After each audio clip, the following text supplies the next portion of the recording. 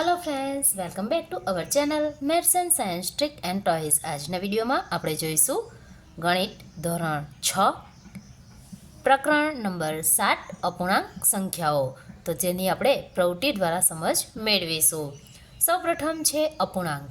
અપૂર્ણાંક એક એવી સંખ્યા છે જે સમગ્રના ભાગનું પ્રતિનિધિત્વ કરે છે। આ સમગ્ર એ એકલું અથવા સમૂહમાં પણ હોઈ શકે। અહીં આપણે એક ઉદાહરણ દ્વારા તેને સમજવા પ્રયત્ન કરીશું। આપણી પાસે એક સંખ્યા છે 3 પંચમાંશ। અહીં આ જે 3 છે એને આપણે અંશ કહીશું, 5 છે જેને આપણે છેદ કહીશું। અહીં જે વચ્ચે આડી લાઈન કરીએ છીએ, જે આ આડી લાઈન છે જેને આપણે કહીશું વિભાજન રેખા।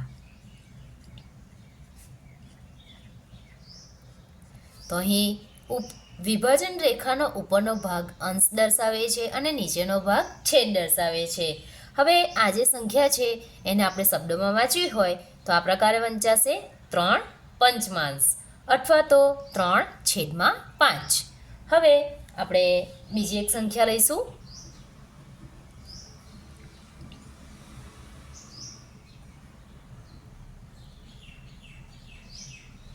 2/3। તો અહીં 2 જે છે એને આપણે અંશ કહીશું, 3 ને છેદ કહીશું, વચ્ચે જે આડી લાઈન છે જેને આપણે વિભાજન રેખા કહીશું। હવે આ સંખ્યાને આપણે શબ્દમાં વાંચવી હોય તો વંચાશે 2/3 અથવા તો 2/3। હવે આપણે તેને પ્રવૃત્તિ દ્વારા શીખીએ। તો અહીં આપણી પાસે એક વર્તુળ છે। આ વર્તુળના 2 ભાગ કરેલા છે। અહીં કુલ ભાગ 2 છે, એમાંથી એક ભાગમાં રંગ કરેલ છે। તો આપણે રંગ કરેલ ભાગને અપૂર્ણાંકમાં દર્શાવવો હોય તો આપણે આ રીતે દર્શાવી શકીશું, 1/2। અહીં 2 જે છે એ કુલ ભાગ છે, એટલે કે જે પૂર્ણ છે એ પૂર્ણના બધા ભાગ છે અને દરેક ભાગ સરખા હોવા જરૂરી છે। અને અંશ જે છે 1 એટલે કે પૂર્ણના લેવામાં આવેલ ભાગ।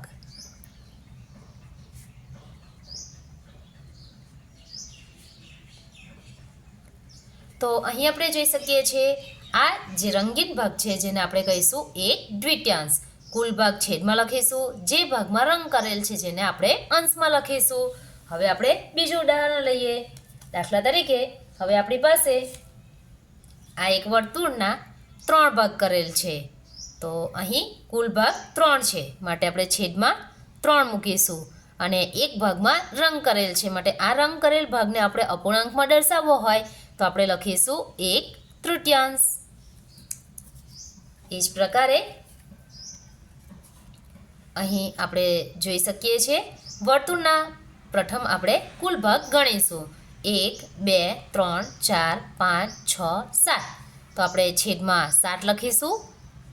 કેટલા ભાગમાં રંગ કરેલ છે? કારણ કે આપણે રંગ કરેલ ભાગને અપૂર્ણાંકમાં દર્શાવવાનો છે, તો અહીં 3 ભાગમાં રંગ કરેલો છે માટે અહીં આપણે દર્શાવી શકીશું 3/સપ્તમાંશ। તો આ જ પ્રકારે આપણી પાસે બીજો એક આ જે વર્તુળ છે એના ભાગો જ સૌપ્રથમ આપણે ગણીશું, 1 2 3 4 5 6 7 8 9 10 11। તો અહીં આપણે છેદમાં 11 મૂકીશું, 2 ભાગમાં રંગ કરેલ છે માટે તેને આપણે અંશમાં ગોઠવીશું। ત્યારબાદ આ આપણે જોયું વર્તુળાકાર માટે અહીં આપણે કોઈ પણ આકારનો ઉપયોગ કરી શકીએ છીએ। તો અહીં આપણી પાસે આ એક લંબચોરસ આકાર છે। અહીં લંબચોરસ આકારમાં આપણે જોઈશું કે સૌપ્રથમ કુલ ભાગ કેટલા છે। તો 1 2 3 4 5 6 7 8, કુલ ભાગ 8 છે। હવે આ 8 ભાગમાંથી 2 ભાગમાં રંગ કરેલ છે માટે આને આપણે દર્શાવવું હોય તો આપણે એ પ્રકારે દર્શાવી શકીએ, 2/8। જે ભાગમાં રંગ કરેલ છે તેને આપણે અપૂર્ણાંકમાં દર્શાવવું હોય તો તેને અંશમાં લખીશું અને કુલ ભાગને છેદમાં લખીશું। ત્યારબાદ બીજું એક ઉદાહરણ લઈશું। અહીં આપણી પાસે આ એક ત્રિકોણ છે। હવે આ ત્રિકોણમાં કુલ 1 2 3 4 5 6 7 8 9 ત્રિકોણ સમાયેલા છે। તો અહીં રંગ કરેલ ભાગને આપણે અપૂર્ણાંકમાં લખવું હોય તો આ પ્રકારે લખી શકાય, 3/1 2 3 4 5 6 7 8 9 માટે 3/9 આ પ્રકારે લખી શકાય।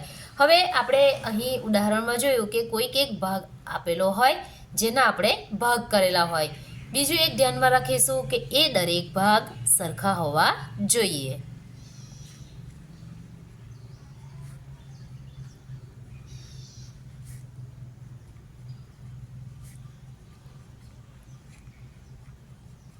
જો દરેક ભાગ સરખા ન હોય તો તેને આપણે અપૂર્ણાંક સ્વરૂપે દર્શાવી ન શકીએ.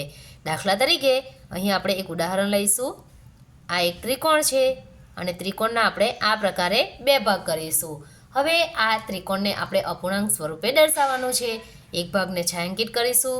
છાંયાંકિત ભાગ અપૂર્ણાંક સ્વરૂપે દર્શાવવાનું હોય તો તેને આપણે દર્શાવી શકતા નથી, કારણ કે અહીં આપણે જોઈ શકીએ છીએ ત્રિકોણના બંને ભાગ સમાન નથી.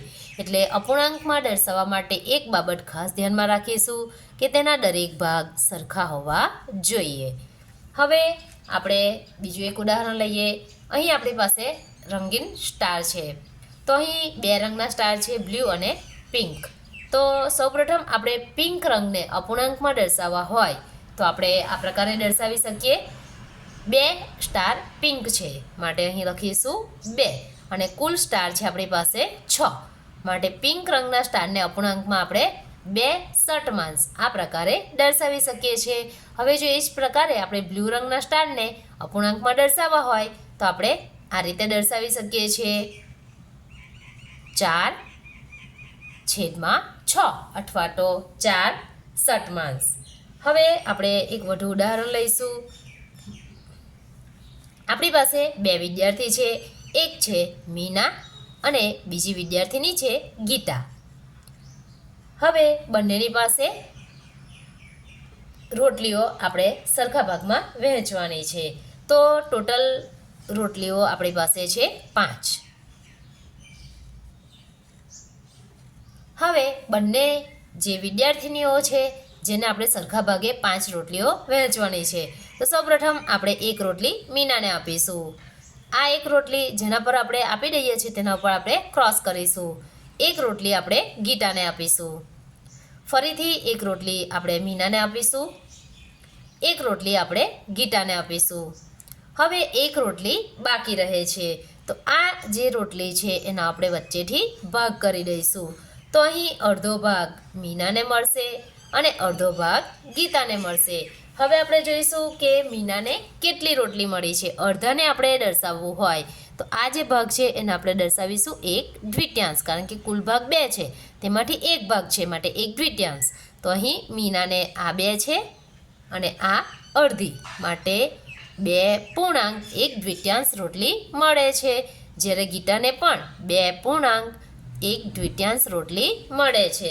તો આ પ્રકારે આપણે જોઈ શકીએ છીએ કે આપણે કોઈ પણ વસ્તુના સરખા ભાગ કરીને તેને આપણે અપૂર્ણાંક સ્વરૂપે દર્શાવી શકીએ છીએ.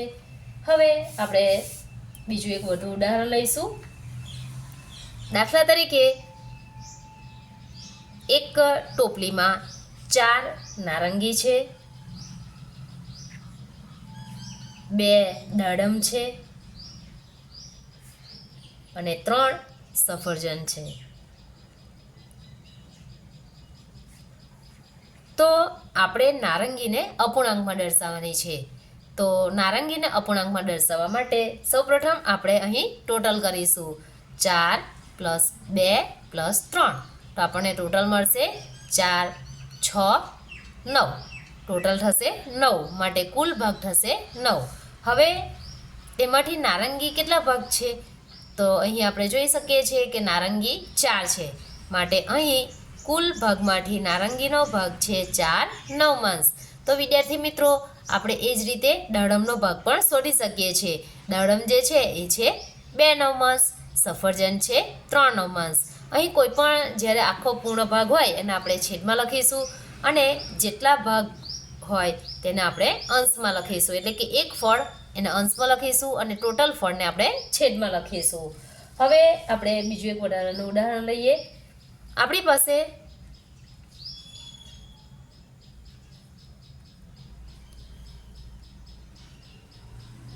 5 કલાક એ દિવસનો કેટલામો ભાગ છે?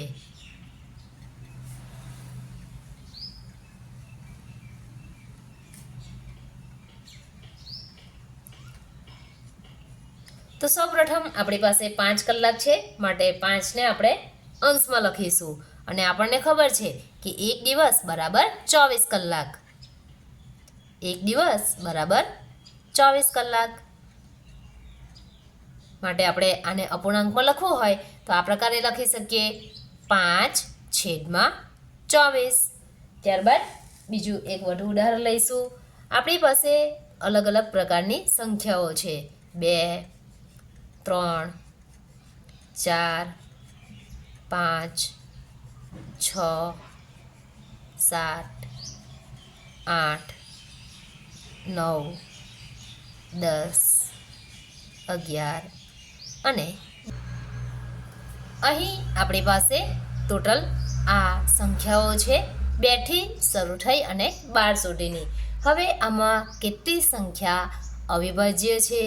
જેટલી સંખ્યા અવિભાજ્ય હોય તેને આપણે અપૂર્ણાંક સ્વરૂપમાં દર્શાવવાની છે. તો સૌપ્રથમ આપણે અહીં ગણતરી કરીશું કે આપણી પાસે કુલ સંખ્યા કેટલી છે. જેટલી કુલ સંખ્યા છે એને આપણે છેદમાં લખી દઈશું. તો અહીં 1, 2, 3, 4, 5, 6, 7, 8, 9, 10 અને 11. માટે આપણે છેદમાં લખીશું 11. ત્યારબાદ જેટલી સંખ્યા અવિભાજ્ય છે એના ઉપર આપણે રાઉન્ડ કરીશું. તો અહીં 2, 3, 5, 7 અને 11. તો અહીં ટોટલ આપણે જોઈએ તો 1, 2, 3, 4 અને 5 અવિભાજ્ય સંખ્યાઓ છે. તો આપણે તેને અંશમાં લખીશું 5/11 કે આ જે આપણને સંખ્યાઓ આપી છે એમાંથી અવિભાજ્ય સંખ્યાને આપણે અપૂર્ણાંકમાં દર્શાવવી હોય તો આપણે લખી શકીએ છીએ 5/11. હવે આપણે બીજું એક પ્રવૃત્તિ કરીશું. અહીં આપણી પાસે એક વર્તુળ છે.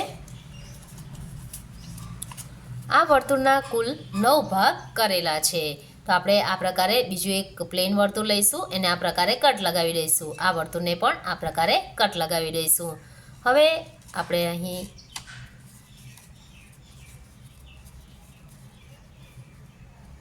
આ જે ભાગ છે જેને આપણે કહીશું 1 નવમાંશ. ત્યારબાદ અહીં 1 અને 1 એટલે કે 2 નવમાંશ. એટલે કે જે આ પૂર્ણ વર્તુળ છે એનો આ જે પિંક રંગનો ભાગ આપણે જોઈ શકીએ છીએ જે છે 2 નવમાંશ. ત્યારબાદ આ ભાગને કહીશું 3 નવમાંશ. આ ભાગને કહીશું 4 નવમાંશ. પિંક રંગનો ભાગ છે 5 નવમાંશ, 6 નવમાંશ, 7 નવમાંશ.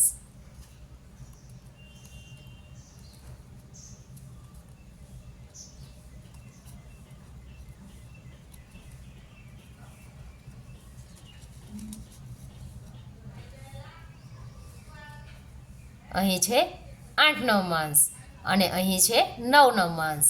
9 નવમાંશ એટલે કે એક પૂર્ણ ભાગ. તો આ પ્રકારે આપણે વિદ્યાર્થીઓને સમજ આપી શકીએ છીએ. હવે આપણે અહીં જોઈશું આપણી પાસે કેટલા પર્ણ છે. આ પર્ણને આપણે અપૂર્ણાંક સ્વરૂપે દર્શાવવાના છે. તો અહીં 2 રંગના પર્ણ છે. લીલા રંગના પર્ણને અપૂર્ણાંક સ્વરૂપે દર્શાવવાના હોય તો જવાબ મળશે કુલ પર્ણ છે 6.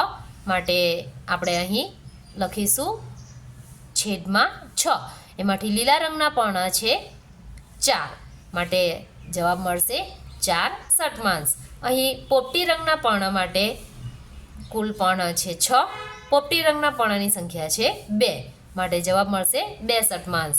હવે એ જ રીતે આપણી પાસે અહીં કેટલાક ફૂલ છે. તો અહીં ગુલાબી રંગના ફૂલને આપણે અપૂર્ણાંકમાં દર્શાવવા હોય તો થશે 1/3 અને વાદળી રંગના ફૂલને અપૂર્ણાંકમાં દર્શાવવા હોય તો થશે 2/3. અહીં ટોટલ જે છે એ આપણે છેદમાં લખીશું. જે રંગના ફૂલ છે જે આપણે અંશમાં લખીશું. અહીં પિંક રંગનું 1 ફૂલ છે માટે અંશમાં 1 લખીશું. વાદળી રંગના 2 ફૂલ છે માટે અંશમાં 2 લખીશું. તો વિદ્યાર્થી મિત્રો અહીં આપણે જોયું અપૂર્ણાંકને આપણે ખૂબ જ સરળતાથી શીખી શકીએ છીએ. નેક્સ્ટ વિડીયોમાં આપણે જોઈશું સંખ્યા રેખા પર અપૂર્ણાંક.